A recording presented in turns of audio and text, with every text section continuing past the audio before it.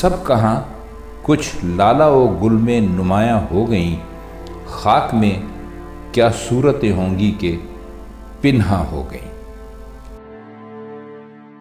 बिस्मिल्लाहिर्रहमानिर्रहीम। अस्सलाम वालेकुम नाज़रीन, FM4 के टीवी के प्रोग्राम असातीर में मैं हूं आपका होस्ट मोहम्मद उस्मान।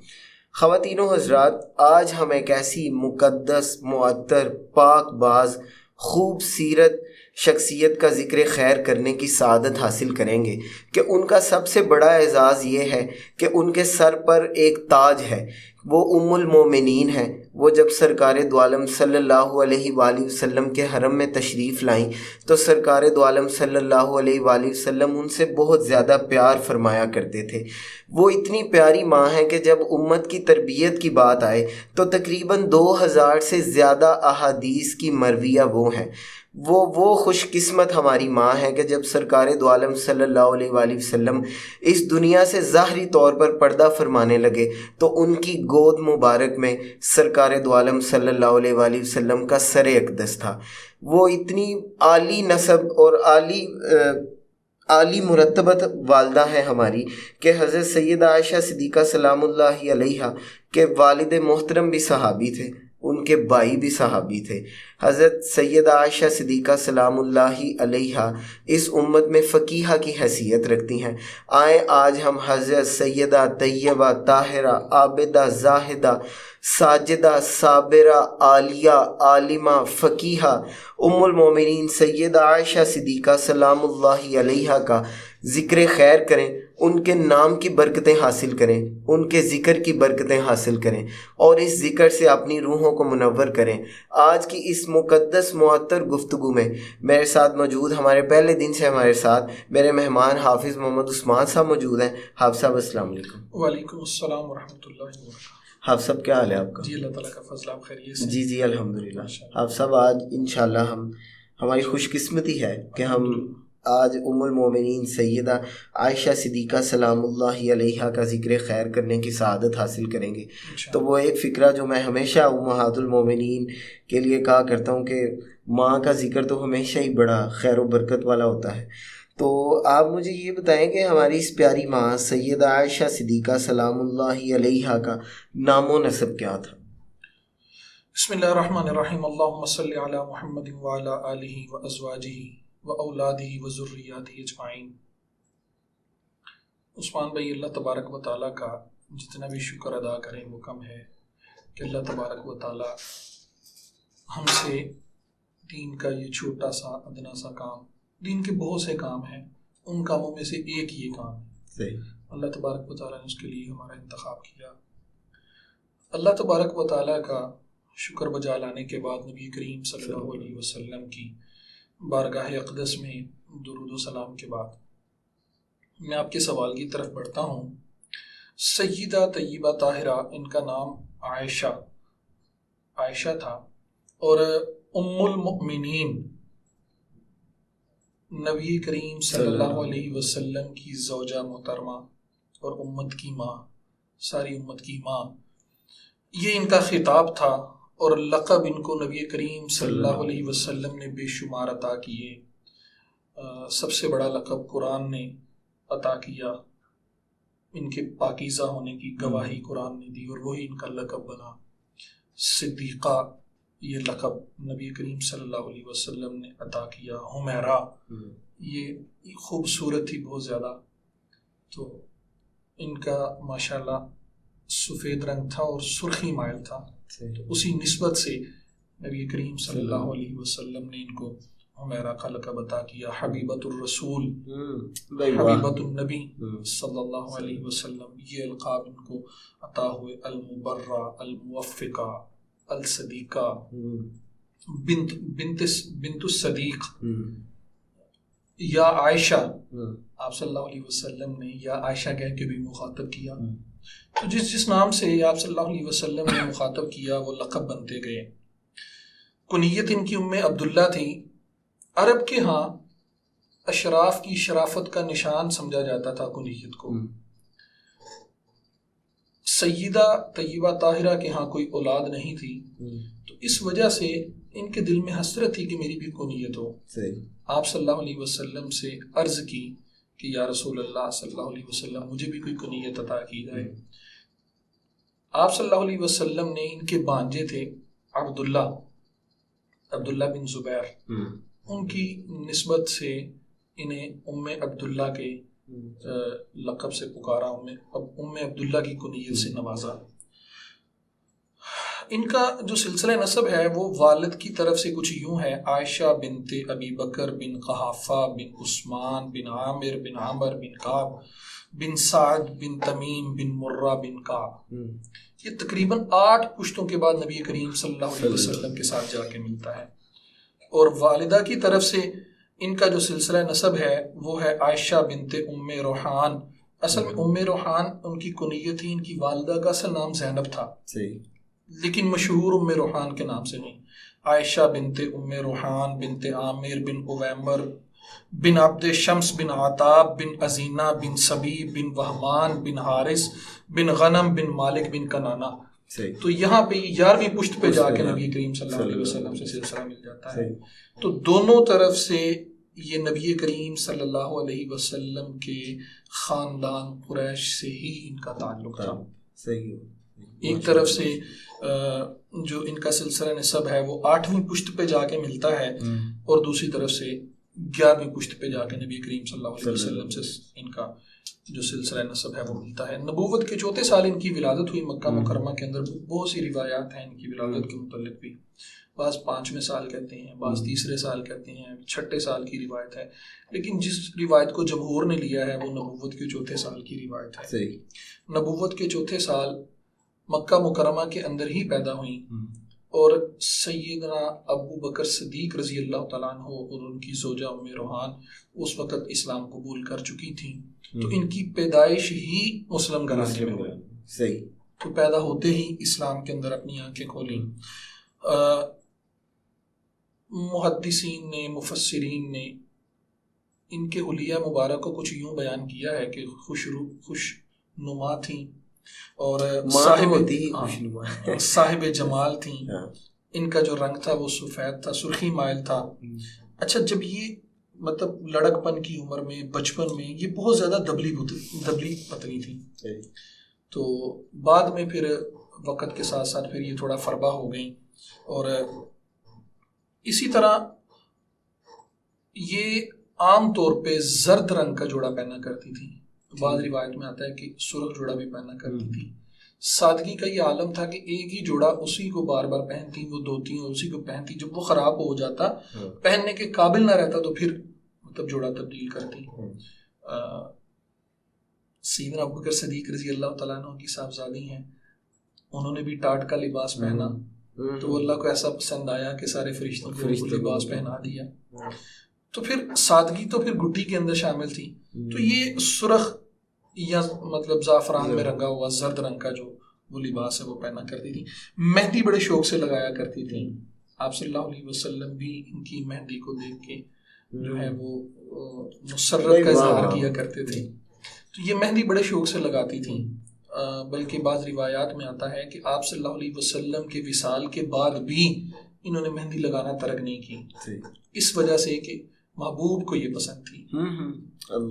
تو آپ صلی اللہ علیہ وسلم کے یعنی اس کے بعد بھی یہ مہندی کا استعمال کرتی تھی. سر پہ یہ خوشبو استعمال کرتی تھی، زرد رنگ کی خوشبو. ایک دن انہوں نے خوشبو لگائی اور آپ صلی اللہ علیہ وسلم کے ساتھ سفر پہ روانہ ہوئی. تو نبی کریم صلی اللہ خوشبو بہہ کے نہ وہ چہرے پہ آ گئی. تو آپ صلی اللہ علیہ وسلم نے جب دیکھا تو فرمایا کہ عائشہ آج تم بڑی پیاری لگ رہی ہو. سبحان اللہ. یہ آپ صلی اللہ علیہ وسلم کا جو تھا ان کا محبت کا انداز تھا. بچپن ان کا سیدنا ابوبکر صدیق رضی اللہ تعالیٰ عنہ کی ہی تعلیم و تربیت میں گزرا. انہوں نے ہی ان کی تعلیم و تربیت کی. وہ ان کو تاریخ اور ادب کے علوم پڑھایا کرتے تھے. ان کو اس چیز کا بڑا شوق تھا. تو ان کو تاریخ اور علوم تو باقی بھی پڑھے، لیکن جن علوم پہ انہوں نے زور دیا وہ ادب اور تاریخ تھی. کھیل کود کا شوق تھا، لیکن بچپن سے ہی انتہائی ذہین تھی. عام طور پہ بچوں کو باتیں یاد نہیں رہتی. ان کے سامنے جو ایک دفعہ بات ذکر کر دی جاتی اس کو بھولتی نہیں تھی. یہی وجہ تھی کہ بچپن کی روایات کو ہی بلا جھجک نقل کر دیتی تھی. صحیح.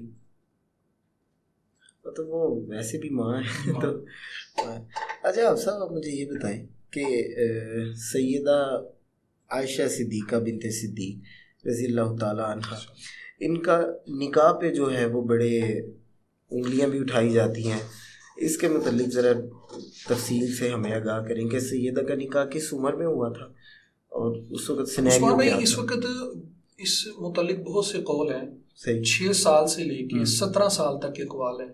بعض نے 6 سال کہا، بعض نے 7 سال کہا، بعض نے 9 سال کہا، بعض نے 10 سال کہا، بعض نے 12 کہا، 13 کہا، 15 کہا، 17 کہا. یہ مطلب ان کی نکاح کی عمریں مختلف بیان کی گئی ہیں.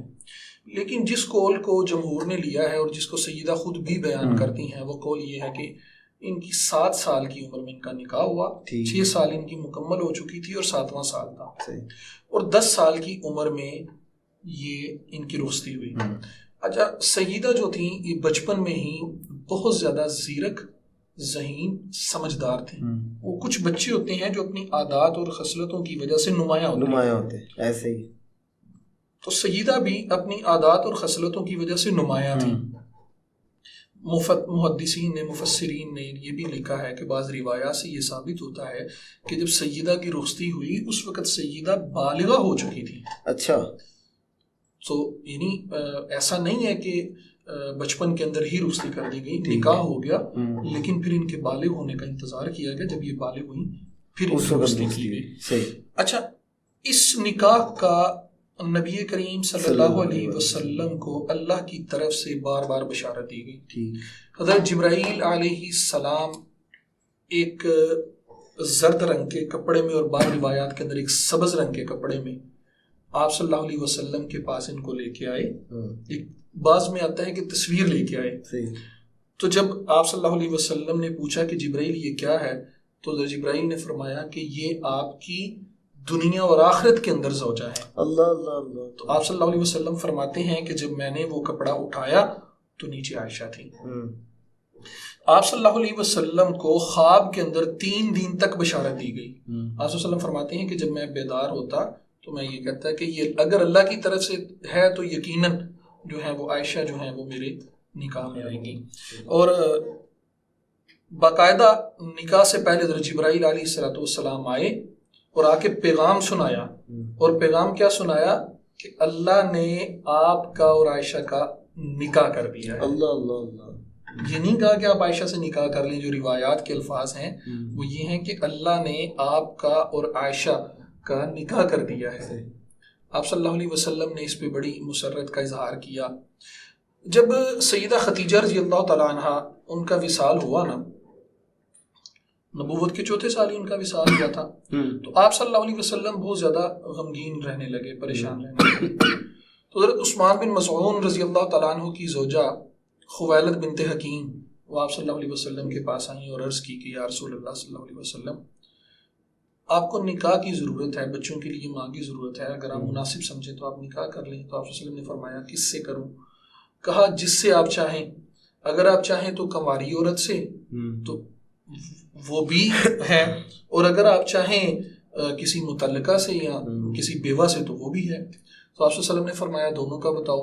تو انہوں نے کہا کہ جو کنواری ہیں وہ آپ کے جو محبوب ہیں، آپ کے جو دوست ہیں ابو بکر ان کی صاحبزادی، اور جو زوجہ وہ بیوہ ہیں وہ حضرت سیدنا سودا بنت حارث، سودا بنت زمعہ رضی اللہ تعالیٰ عنہ، سودا بنت زمعہ رضی اللہ. آپ صلی اللہ علیہ وسلم نے فرمایا ٹھیک ہے، دونوں کی طرف پیغام لے جاؤ.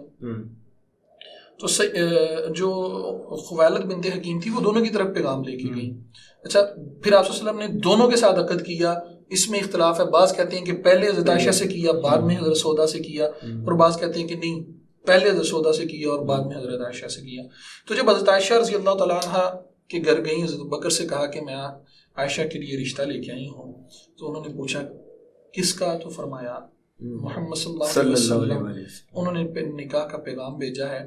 تو اس وقت سیدنا بکر صدیق رضی اللہ تعالیٰ نے کہا کہ کیا اپنی بھتیجی کے ساتھ نکاح کیا جا سکتا ہے؟ دوست تھے نا، تو اس تناظر میں بھائی، ویسے تو نبی کسی کا بھائی نہیں ہوتا. تو اسلامی پوائنٹ آف ویو سے در حقیقت امت کو یہ مسئلہ سمجھانا تھا. تو وہ پھر آئیں پہ ذکر کیا. آپ صلی اللہ علیہ وسلم نے کہا کہ اسے کہو کہ ابو بکر سے کہو کہ نکاح ہو سکتا ہے، میرا حقیقی بھائی نہیں ہے. تو وہ جب آئے، کیونکہ امتی کبھی بھی نبی کی برابری ہو ہی نہیں سکتی، تو وہ پھر تو وہ جب آئے تو ذکر کیا تو حضرت بکر صدیق رضی اللہ تعالیٰ عنہ نے اس پہ خوشی کا اظہار کیا. آپ صلی اللہ علیہ وسلم کے ساتھ نکاح ہو گیا. 500 درہم جو ہے وہ ان کا حق مہر جو ہے وہ متعین ہوا تھا. تو رخصتی جو ہوئی تھی وہ تقریباً ہجرت کے بعد، ہجرت کے پہلے سال ہی ہو گئی تھی. تو اس میں بھی آتا ہے کہ سیدنا ابو بکر صدیق رضی اللہ تعالیٰ عنہ ان کے سیدہ کے بالغ ہونے کے بعد خود آپ صلی اللہ علیہ وسلم کی بارگاہ میں آئے اور عرض کی کہ یا رسول اللہ علیہ وسلم آپ اپنی زوجہ کو اپنے گھر لے آئیں، اب رخصت کروا لیں. تو آپ صلی اللہ علیہ وسلم نے فرمایا کہ میرے پاس ابھی مہر کی رقم ادا کرنے کے پیسے نہیں ہیں، انتظام نہیں ہے. تو سیدنا ابو بکر صدیق رضی اللہ تعالیٰ عنہ نے آپ صلی اللہ علیہ وسلم کو کچھ اوقیہ جو تھی وہ ہدیہ میں دی. تو آپ صلی اللہ علیہ وسلم نے وہ پھر سیدہ عائشہ صدیقہ رضی اللہ تعالیٰ عنہ کا جو مہر ہے وہ ادا کیا. صحیح. محبت تو سرکار کی سیدہ سے اس کی تو مثال ہی کوئی نہیں نا سے. اچھا اب میں آپ سے ایک ایسا سوال پوچھنے لگا ہوں کہ جس کے متعلق مجھے لگتا ہے کہ ہم دونوں اگر قیامت کی صبح تک بھی بیٹھے رہیں گے تو اس کا مکمل جواب تو کبھی نہیں مل سکتا کہ لیکن کیونکہ وہ اکثر ہم بات کرتے ہیں کہ نیت حصہ ڈالنے کا اور نام آ جائے بس خدام میں. تو آپ مجھے بتائیں کہ ایک ایسی پیاری ماں کہ جس کی پاکیزگی کی گواہی قرآن کی آیتوں میں ہو، ٹھیک ہے، ان کے بے شک وہی بات ہے کہ فضائل و مناقب کی تو کوئی انتہا نہیں ہوگی. تو حصہ ڈالنے کی غرض سے آپ سیدہ عائشہ صدیقہ بنت صدیق رضی اللہ تعالیٰ عنہ کی بارگاہ میں کچھ فضائل و مناقب جو ہیں وہ پیش فرمائیں. ان کے فضائل و مناقب کی اگر بات کی جائے عثمان بھائی تو وہی بات ہے کہ ہماری مثال تو بس وہ اس چڑیا کی سی ہے جو حضرت ابراہیم علیہ السلام کو نمرود نے جس آگ میں پھینکا تھا تو وہ پانی بجھانے کے پانی کا ایک قطرہ لیے تو کسی نے کہا کہ کیا تمہاری اس چونچ کے قطرے سے آگ ہی بجھے گی؟ اس نے کہا مجھے بھی پتہ نہیں بجھے گی، لیکن میں تو حصہ ڈالوں گا، قیامت والے دن جب اللہ پکاریں گے تو میرا بھی ان میں نہ ہوگا. تو ہم بھی عثمان بھائی حصہ ہی ڈال رہے ہیں، بس باقی سیدہ کے فضائل و مناقب وہ بیان کرنا وہ ہمارے بس کی بات نہیں ہے. آپ صلی اللہ علیہ وسلم کا ارشاد مبارک ہے، آپ صلی اللہ علیہ وسلم خود فرماتے ہیں کہ عائشہ کو تمام عورتوں پر ایسے ہی فضیلت حاصل ہے جیسے کہ سرید کو باقی کھانوں پر. صحیح. اچھا محدثین نے اس حدیث کے ضمن میں اس کی لکھا ہے کہ اس وقت عرب کے اندر جو سب سے ایک مشہور اور اچھا کھانا تھا نا وہ سرید تھا. سرید مطلب وہ شوربے کے اندر روٹی کو بھگونا اور اس کے اوپر گیشی اور گوشت کے ٹکڑے ڈال کے نا، مطلب وہ ایک بڑا لذیذ کھانا ہوتا ہے. اگر آپ کو کبھی اتفاق ہوا ہو تو میں کھایا ہے، خاص طور پہ جب آپ جاتے ہیں نا جنوبی پنجاب کی طرف یا کے پی کے ڈیرہ غازی خان، ڈیرہ اسماعیل خان کی طرف، تو اس علاقے میں آج بھی یہ کھانا بڑا پسند کیا جاتا ہے، بلکہ عرب کے اندر بھی اس کو آج بھی پسند کیا جاتا ہے. جب میں دبئی گیا تھا تو وہاں پہ بھی اس کا اتفاق ہوا تھا، تو عرب آج بھی اس کھانے کو پسند کرتے ہیں. ان کے اندر یہ نایاب کھانا سمجھا جاتا ہے اور سارے کھانوں پہ اس کو فوقیت حاصل ہے. تو آپ صلی اللہ علیہ وسلم نے فرمایا کہ عائشہ کو ایسے ہی تمام عورتوں پہ فوقیت حاصل ہے جیسے سرید کو باقی کھانوں پہ. حضرت عائشہ رضی اللہ تعالیٰ عنہ خود فرماتی ہیں کہ مجھے 10 باتوں میں باقی ازواج مطہرات پہ جو ہے وہ امتیاز حاصل ہے. 10 باتوں میں مجھے باقی ازواج مطہرات پہ امتیاز حاصل ہے. پہلی بات وہ جو آپ نے کہی، اس کو میں آگے جا کے ذکر کرنا چاہ رہا تھا لیکن چلیں اس حدیث کے ضمن میں ہی ذکر کر دیتا ہوں. وہ واقع افق کہ جب سیدہ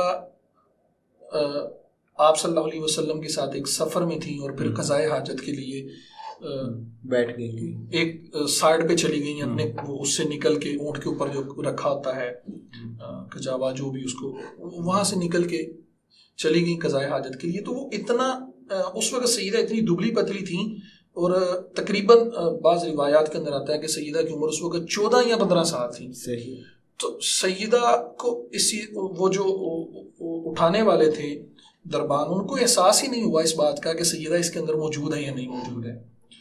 تو انہوں نے اٹھایا اور اونٹ کے اوپر رکھا، چل دیا قافلہ. سیدہ کو وہاں پہ تاخیر ہو گئی اس وجہ سے کہ سیدہ کا ہار جو تھا وہ سیدہ نے اچھا سیدہ وہ سفید اور بلیک کلر کا ہار پہننا کرتی تھی، سفید اور بلیک موتیوں کا ہار، تو ان کو زیور بڑا پسند تھا، سیدہ کو زیور بڑا پسند تھا، تو وہ ہار ڈھونڈنے میں مطلب تاخیر ہو گئی، قافلہ چلا گیا، سیدہ وہیں پہ اپنے اوپر ایک چادر اوڑھ کے لیٹ گئی، وہ جو پیچھے سے صحابی رسول صلی اللہ علیہ وسلم جو پیچھے آ رہے ہوتے تھے کہ اگر قافلے کی کوئی چیز رہ گئی ہے تو اس کو ساتھ اٹھا لیں، تو انہوں نے جب دیکھا تو وہ فرماتی ہیں کہ چونکہ میں نے پردے کا حکم نازل ہونے سے پہلے سیدہ کو دیکھا تھا تو مجھے اندازہ ہو گیا کہ یہ سیدہ ہے، تو ان کے منہ سے صرف ایک ہی لفظ نکلا انا للہ و انا الیہ راجعون، اور انہوں نے بلند آواز میں کہا۔ سیدہ فرماتی ہیں کہ میں نے جب یہ آواز سنی میں اٹھ گئی، انہوں نے اونٹ آگے کیا، اس کے علاوہ نہ انہوں نے کوئی لفظ بولا نہ میں نے سنا، صحیح، وہ ہماری اس کے علاوہ کوئی گفتگو نہیں ہوئی، انہوں نے اونٹ کو بٹھایا اور بٹھا کے خود سائڈ پہ چلے گئی۔ سیدہ فرماتی ہیں کہ میں اس کے اوپر سوار ہو گئی، جب سوار ہو گئی تو انہوں نے اونٹ کی کوہان پکڑی اور وہ آگے سے لگام پکڑی اور مہار پکڑی اور چل دیے۔ اگلے دن بعض روایات کے اندر صبح صادق میں اور بعض روایات کے اندر دوپہر میں زوال سے پہلے جو تھے وہ اس قافلے کے اندر شامل ہو گئے۔ اس وقت منافقین نے الیاذ باللہ نقل کفر نباشت سیدہ پہ تہمت لگا دی،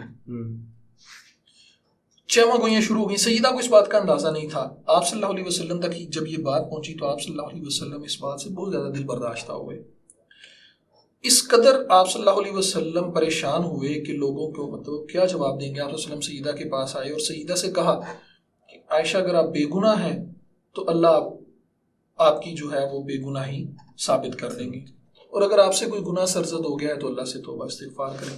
سیدہ فرماتی ہیں کہ میں نہیں بولی، بالکل بھی نہیں بولی، بلکہ میں نے اجازت لی کہ اگر آپ چاہیں تو میں کچھ دن اپنے ماں باپ کے گھر چلی جاؤں۔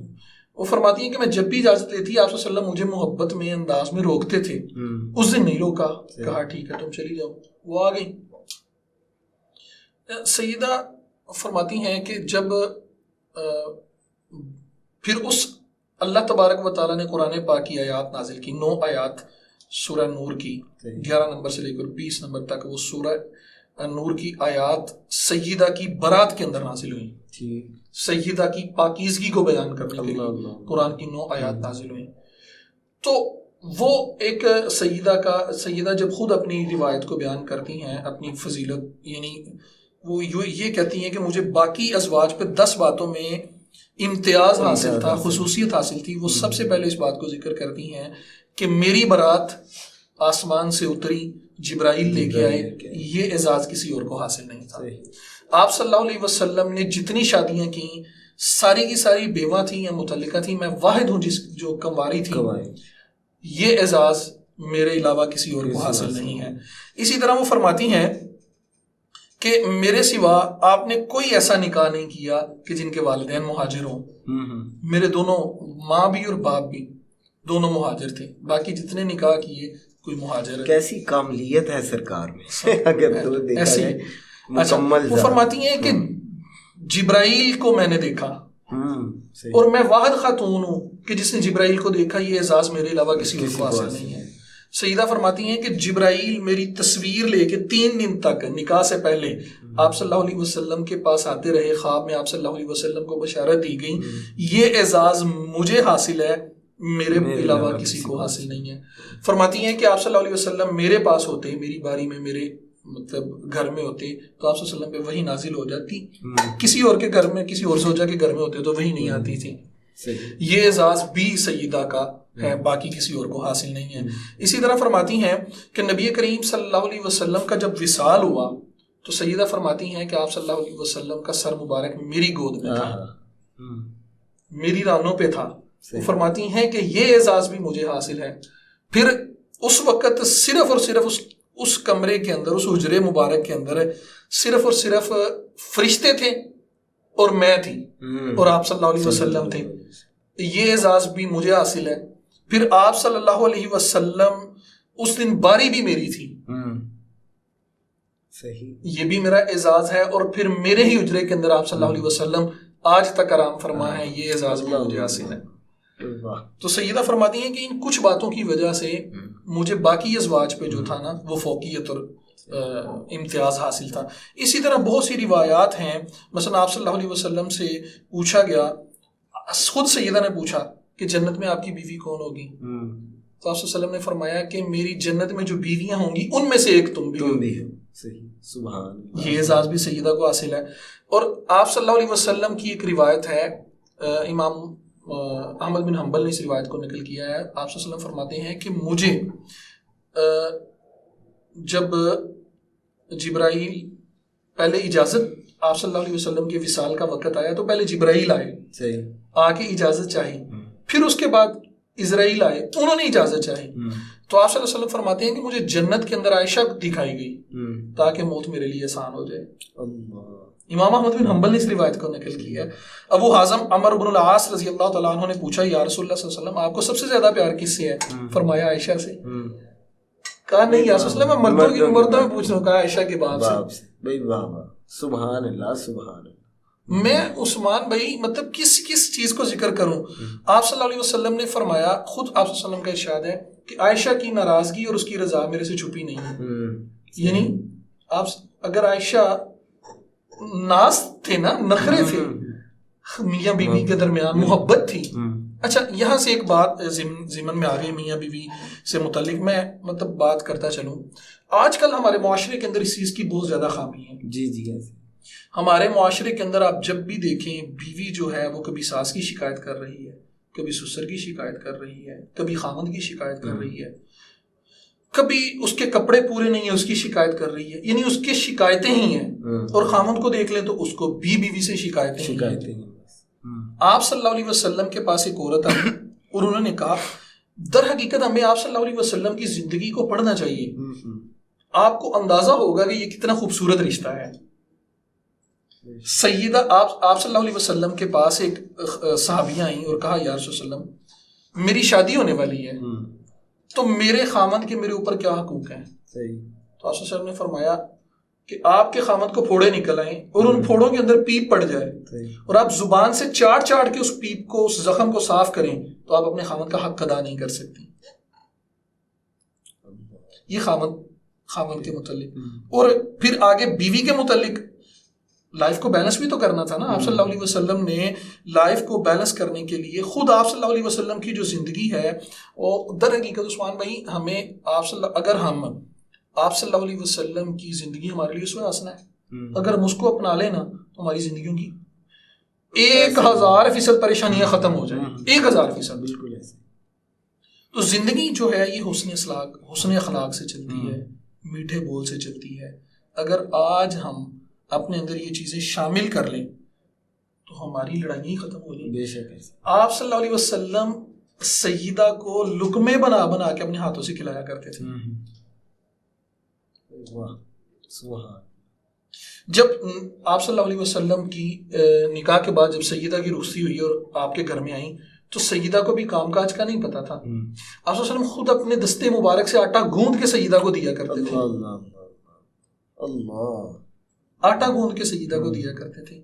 اچھا عرب کے اندر جو تھے نا گوشت کے بڑے بڑے ٹکڑے ہوتے ہیں، آج بھی ایسے ہی ہے. عربی روایات ہیں وہ گوشت مطلب بڑے بڑے ٹکڑوں میں بناتے ہیں. سیدہ سے کھایا نہیں جاتا، وہ جتنا کھاتی ہیں بقایا چھوڑ دیتی ہیں. آپ صلی اللہ علیہ وسلم سیدہ کا جو چھوڑا ہوا گوشت تھا اس کو تناول فرماتے اور اس جگہ سے تناول فرماتے جس جگہ سے سیدہ نے تناول فرمایا. سیدہ گلاس میں پانی پی کے رکھ دیتی تو آپ صلی اللہ علیہ وسلم اس جگہ سے پانی پیتے جس جگہ پہ سیدہ کے ہونٹ لگے ہوئے ہیں. اور آپ صلی اللہ علیہ وسلم خود کہتے، محبت کا اظہار کرتے سیدہ سے کہتے کہ مجھے آپ سے ایک الفت جو ہے، آپ سے محبت ہے وہ باقیوں کی نسبت زیادہ ہے. اور اس بات کا ساری ہی ازواج کو علم تھا. اچھا مزے کا ایک واقعہ عثمان بھائی یاد آیا مجھے. ایک دفعہ نا سیدہ خود فرماتی ہیں کہ جب میں مطلب ابھی گڑیوں کے ساتھ کھیلتی تھی، جب میری رخصتی ہو گئی تو میں وہ گڑیاں اٹھا کے آپ صلی اللہ علیہ وسلم کے گھر لے آئی. تو آپ صلی اللہ علیہ وسلم جب گھر میں تشریف لاتے تو میں ان کو چھپا دیتی اور جو میرے ساتھ میری سہیلیاں کھیلنے آئی ہوتی میں ان کو بھی کہہ دیتی کہ اب آپ چلی جائیں یا آپ دوسرے حجرے میں چلی جائیں، اپنے گھر چلی جائیں، چھپ جائیں. آپ صلی اللہ علیہ وسلم جب گھر سے جانے لگتے تو مجھے خود فرماتے، اجازت دیتے کہ عائشہ اب تم کھیل لو. بھائی واہ، سبحان اللہ سبحان. عائشہ اب تم کھیل لو. وہ فرماتی ہیں کہ ایک دن میں نا ایسے ہی کھیل رہی تھی، اچانک آپ صلی اللہ علیہ وسلم آئے، تھوڑی جلدی میں تھے لیکن آپ صلی اللہ علیہ وسلم خوش بہت زیادہ تھے، مسکرا رہے تھے. تو جانے لگے تو میں، سیدہ فرماتی ہیں کہ دروازے کے آگے دونوں ہاتھ دروازے کے آگے ایسے رکھ کے کھڑی ہو گئی، دونوں ہاتھ دروازے کے آگے ایسے راستہ روک لیا. کہا یا رسول اللہ آج تو میں آپ کو نہیں جانے دوں گی. آپ صلی اللہ علیہ وسلم کے ہاتھ میں کچھ سامان تھا، فرمانے لگے کہ یہ میں نے کسی کو دینا ہے، میں دے کے واپس آ جاتا ہوں. کہا نہیں، اب یہ میاں بیوی کے ناز ہیں. بالکل ایسے آپ صلی اللہ علیہ وسلم سیدہ کے ناز اٹھا رہے ہیں. یہ میاں بیوی کے درمیان محبت کا ایک انداز ہے جو ہمیں اپنانا چاہیے، جس چیز کو میں یہاں پہ ذکر کر رہا ہوں. کھڑی ہو گئی، کہا آج تو میں نہیں جانے دوں گی، آج آپ بڑا خوش نظر آ رہے ہیں. آپ صلی اللہ علیہ وسلم نے فرمایا اچھا. اب دیکھیں سیدہ کی دلجوئی کیا کی، اچھا سید عائشہ میں نہیں جاتا، بتاؤ کیا بات ہے.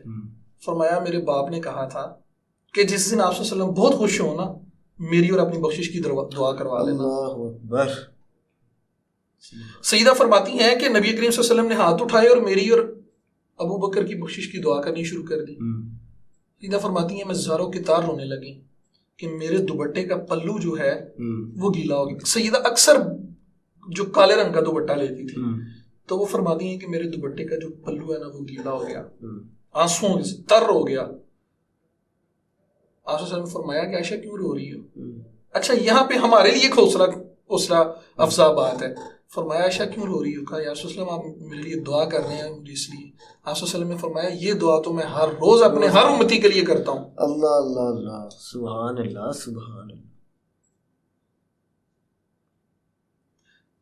ہمارے لیے بھی حوصلہ افزا. اصل جو سمجھانے والی بات ہے نا یہاں پہ وہ یہ میاں بیوی کے حقوق اور ان کے درمیان جو محبت اور الفت ہے، ہمیں اس چیز کو نہیں چھوڑنا چاہیے عثمان بھائی. ہمیں اگر صرف اور صرف ہم نبی کریم صلی اللہ علیہ وسلم کی زندگی کو اپنا لیں، اللہ کی قسم کھا کے یہ بات کہہ رہا ہوں، ہمارے گھروں کے 100% مسائل جو ہیں 100% مسائل ختم ہو جائیں. ہمارے گھروں میں سکون آ جائے. ماں باپ کے حقوق اپنی جگہ پہ، قرآن پاک نے ماں باپ کے حقوق کے لیے چند آیات نازل کی، بہن بھائیوں کے حقوق کے لیے چند آیات نازل کی. قرآن میاں بیوی کے حقوق پہ بھرا پڑا ہے، بے شمار پوری صورتیں نازل ہوئی میاں بیوی کے حقوق کے لیے. اور اتنا نازک رشتہ ہے، اتنا نازک رشتہ ہے. ماں ہے نا، ماں باپ، ماں اور بیٹے کا رشتہ. بیٹا نالائق نکل آئے، نافرمان نکل آئے، جو مرضی ہو جائے، وہ بیٹا ہی رہنا ہے جی. ایسے وہ رشتہ نہیں ٹوٹے گا. بھائی رہنا ہے، وہ کبھی نہیں ٹوٹے گا. بہن رہے گی، وہ کبھی نہیں ٹوٹے گا. آپ کے بچے ہمیشہ آپ کے بچے رہیں گے، وہ کبھی نہیں ٹوٹیں گے. یہ اتنا نازک رشتہ ہے کہ ایک چھوٹے سے بول سے رشتہ ٹوٹ جاتا ہے، ایک لفظ سے یہ رشتہ ٹوٹ جاتا ہے. اتنا نازک رشتہ ہے. اور اس نازک رشتے کو چلانے کے، اس نازک رشتے کو بنانے کے اور اس نازک رشتے کو اپنانے کے اصول نبی کریم صلی اللہ علیہ وسلم. آپ صرف سیدہ اور نبی کریم صلی اللہ علیہ وسلم کی ازدواجی زندگی کو دیکھ لیں، اللہ کی قسم کھا کے یہ کہتا ہوں ہمارے گھروں کے 100% مسائل حل ہو جاتے ہیں. بالکل ایسے. ہمارے گھروں میں نمک زیادہ ہو گیا تو بیوی کی مطلب شامت آ جاتی ہے. سیدہ خود فرماتی ہیں ایک دن میں آپ صلی اللہ علیہ وسلم کے لیے کھانا لے کے گئی. کھانا کیا تھا؟ سرکہ تھا. اور اپنے زبان اطہر سے سیدہ نے کہا کہ یا رسول اللہ صلی اللہ علیہ وسلم سرکہ بنا ہے اور وہ بھی اچھا نہیں بنا. اچھا نہیں بنا، خود کہہ رہی ہیں. آپ اندازہ کریں کہ جب ایک بندہ خود کہہ رہا ہو، ہمیں کوئی بندہ یہ کہہ دے کھانا صحیح نہیں بنا تو ہم کھاتے ہی نہیں ہیں. آپ سیدہ فرماتی ہیں کہ آپ صلی اللہ علیہ وسلم نے بڑے شوق سے کھایا اور بڑے ذوق سے کھایا. ایسے محسوس ہو رہا تھا جیسے یہ آپ صلی اللہ علیہ وسلم کا سب سے پسندیدہ کھانا ہے. اور کھانا کھانے کے بعد آپ صلی اللہ علیہ وسلم نے اپنی جو انگلیاں مبارک تھی ان کو چاٹا. صحیح. سیدہ فرماتی ہیں کہ کبھی بھی آپ صلی اللہ علیہ وسلم نے مجھے کھانے کی وجہ سے یا گھر کے کام کاجوں کی وجہ سے ڈانٹا نہیں زندگی میں. اونچ نیچ کس گھر میں نہیں ہو جاتی ہے. تو سیدہ تو ویسے ہی اگر دیکھا جائے تو لڑکپن کی عمر ہے، کھیلتی بھی ہیں، اپنی سہیلیوں کو بھی وقت دیتی ہیں، اور پھر آپ صلی اللہ علیہ وسلم کی خدمت بھی کرتی ہیں. کھانا بنانا نہیں آتا، آپ صلی اللہ علیہ وسلم سکھاتے ہیں. آٹا گوندنا نہیں آتا، آپ صلی اللہ علیہ وسلم گوند کے دیتے ہیں. سبحان اللہ.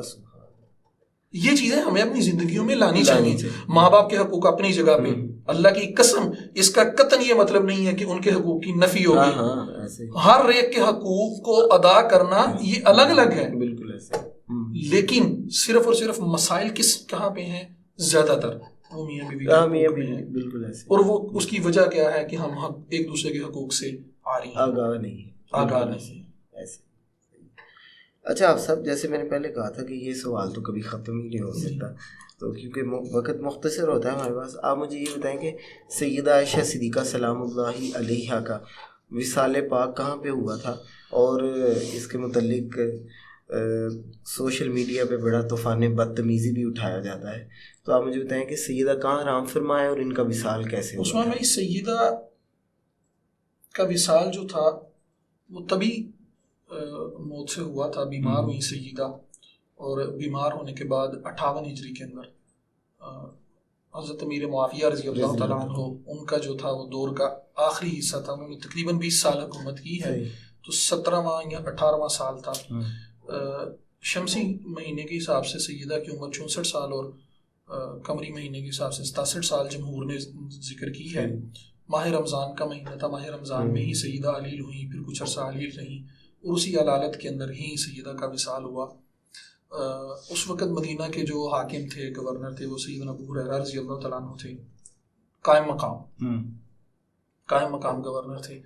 تو اس وقت ابو ہریرہ رضی اللہ تعالیٰ عنہ نے سیدہ کا جنازہ پڑھایا. اور جب روایات کے اندر لکھا ہے کہ جب سیدہ کے وصال کی مدینہ میں خبر پہنچی تو پورا مدینہ امڑ آیا. رات کے وقت میں، تہجد کے وقت میں سیدہ کا جنازہ ہوا تھا. تو اس وقت میں مدینہ کے اندر اس سے پہلے کبھی اتنا رش نہیں دیکھا گیا. تو مطلب کثرت سے لوگوں نے سیدہ کے جنازے میں شرکت کی. ان کے جو بھتیجے اور بھانجے تھے، سیدنا قاسم بن محمد اور عبداللہ بن محمد، اور اسی طرح عبداللہ بن زبیر اور عروہ بن زبیر رضوان اللہ علیہم اجمعین، انہوں نے سیدہ کو لحد کے اندر اتارا. جنت البقیع کے اندر ہی سیدہ مدفون ہے، وہیں پہ آرام فرما ہے، باقی ازواج کے ساتھ رہیں. اور سیدہ کی خواہش بھی تھی، وصال سے پہلے سیدہ نے کچھ وصیتیں بھی کی کہ میرے پیچھے آگ لے کے نہ چلنا، روشنی کے لیے یا کسی بھی مقصد کے لیے میرے پیچھے آگ لے کے نہ چلنا. اس وقت عرب کا ایک رواج تھا کہ وہ سرخ اور مخمل کا جو کپڑا تھا، چادر تھا، وہ بچھائی جاتی تھی قبر کے اوپر. سیدہ نے منع کیا کہ میرے قبر پہ وہ چادر بھی نہ بچھانا. سیدہ کا ایک غلام تھا، اس دنیا سے رخصت ہونے سے پہلے اس کو آزاد کرنے کی وصیت کی، حکم کیا کہ یہ آج سے تم آزاد. تو جنت البقیع میں آرام فرما ہے. اللہ تبارک و تعالیٰ سے میری یہی دعا ہے کہ سیدہ کے برکت سے، ان کے قدموں کی مٹی کی برکت سے اللہ تبارک و تعالیٰ جو ہے ہم جیسے گناہ گاروں کی بھی بخشش فرما دیں. اور بے شک بے شک جو ہم سیدہ کی تعریف میں، سیدہ کی اس میں شان میں کچھ جملے وہ جو آپ صلی اللہ علیہ وسلم نے ارشاد فرمایا، خدا کی قسم عثمان بھائی ساری دنیا سیدہ پہ زبان درازی کرے، سیدہ کی شان میں رتی برابر بھی فرق نہیں آتا، سیدہ کے مقام میں رتی برابر فرق نہیں آئے گا، بلکہ وہ لوگ اپنا ہی ایمان خراب کریں گے، وہ اپنی ہی قبروں کو بھاری کریں گے، اپنی ہی آخرت کو، اپنی ہی عاقبت کو خراب کریں گے. ماں کا احترام ہم اکثر بات کر چکے ہیں. کیسا وہ بدبخت شخص ہو کہ جو ام المومنین کے بارے میں غلط بولے، غلط سوچے. اپنی ماں کے بارے میں ایسے ہی ہے کہ عثمان بھائی ام المؤمنین، اگر ہم مومن ہیں اور ام المومنین ہیں، اور مومنین میں سیدنا علی آتے ہیں، وہ سیدنا علی کی بھی ماں ہے. ہمیں زبان چلاتے جو ہے نا، کوئی شک نہیں، یہ سوچنا چاہیے. آپ سب بہت شکریہ آپ کا، اللہ تعالیٰ آپ کو جزائے خیر عطا کرے. آج کا موضوع بڑا وسیع تھا، لیکن کیونکہ ٹائم کم تھا تو میں آپ کو حضرت سید نصیر الدین نصیر شاہ صاحب رحمۃ اللہ علیہ نے سیدہ عائشہ صدیقہ سلام اللہ علیہا کی بارگاہ میں کچھ اشعار. آپ کا پروگرام اور مختصراً وہ ایک حسین امتزاج بن جائے گا. حضرت فرماتے ہیں کہ مرحبا اے جلوائے زیبائے بام عائشہ، اللہ ہے ہلال آمنہ ماہ تمام عائشہ، دختر صدیق اکبر زوجہ شاہ امم، ہے دگنا اوج کا حامل مقام عائشہ. بے شک اس میں کوئی شک نہیں. ثلث دین ان کے توسط سے ہوا حاصل ہمیں، تا ابد جاری رہے گا فیض عام عائشہ. تو چھوٹا اور تیری محدود سوچ، یہ کچھ لوگوں کے لیے کہ تو چھوٹا اور تیری محدود سوچ، پوچھ امت کے بزرگوں سے مقام عائشہ، کوئی اوچھا وار مت کر عائشہ کی ذات پر، کوئی اوچھا وار مت کر عائشہ کی ذات پر، ورنہ قدرت تجھ سے لے گی انتقام عائشہ۔ اللہ، اس میں کوئی شک نہیں ہے کہ قدرت جس سے انتقام لے، اس میں کوئی شک ہی نہیں ہے۔ آگے وہ کہتے ہیں کہ تو اگر ماں کا رہا گستاخ توبہ کر ابھی، تو اگر ماں کا رہا گستاخ توبہ کر ابھی، ہے کھلا تیرے لیے دارالسلام عائشہ۔ بے شک عائشہ کے اس شرف کو بھی ملحوظ رکھ، اپنے منہ سے مصطفیٰ لیتے تھے نام عائشہ۔ یا عائشہ، یا عائشہ کہہ کے پکارا روایات کے بالکل ایسے۔ مل نہیں سکتا خدا جز دولت حب نبی، مل نہیں سکتے نبی بے احترام عائشہ، یاد سے جن کی دل مضطر کو ملتا ہے قرار، ایک نام فاطمہ ہے ایک نام عائشہ، بے شک ان کی عصمت کی ہے آیت برات پہرے دار، سورہ نور تیگے بے نیام عائشہ۔ اور اگلا شعر ویسے تو لمبی منقبت ہے، اس کو میں ختم کرنے کی طرف جا رہا ہوں کہ وہ آگے فرماتے ہیں کہ آ نہ جائے سن کے زہرا کی طبیعت پر ملال، آ نہ جائے سن کے زہرا کی طبیعت پر ملال، لیجیو مت بے ادب لہجے میں نام عائشہ۔